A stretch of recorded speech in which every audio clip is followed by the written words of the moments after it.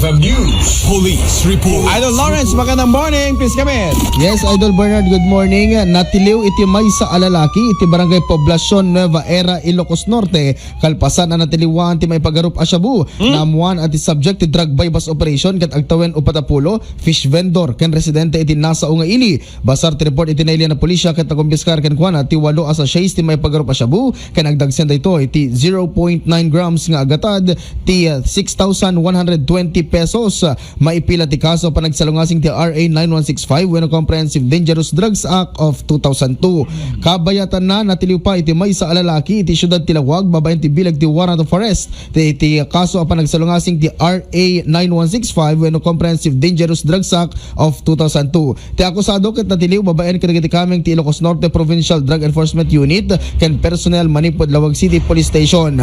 Mo tinailan na dapiansa ang rekomendar manipod ti police blatter ken kabayatan na Idol Bernard padaan to gapot san ko pa lang maibaga ito ta Okay. nga manarimaan iti panang verify ko gapot ada iti nagwaras apos may pagarup nga ada iti may siya nga ili ken dua a barangay May sa ili, dua a barangay. Yes, iti Okay. Ilocos Norte may pagarup nga ada iti na hold up.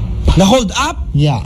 Ay, ada na alaking kuana. Nasugatan na niya man. Agpapan ka na gito Idol Bernard ket awampay iti oray initial lang kumapay laeng impormasyon tayo ngem kunada iti biyang ti Anang ili, amyanan na bagatan. ito'y asidag ti Lawag City.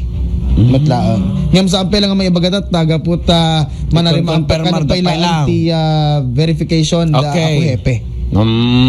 Okay, sige. Padaanan na ito madamdama. Dati may kadwagon daway na kanon nga kasjay nga ada kasjay nga napasama. Iti may isang lugar. Yes. Okay, it's a development story. Intay amuin na bahit nga dinggay kayo apo. Standby kayo lang here at 99.5 IFM Lawag. Any more, Idol Lawrence? Dala pa lang iti Animal Data Blatter manipod iti Police Regional Office 1 Idol Lawrence Martinez Tatak Aramen. Maraming salamat, Idol Lawrence.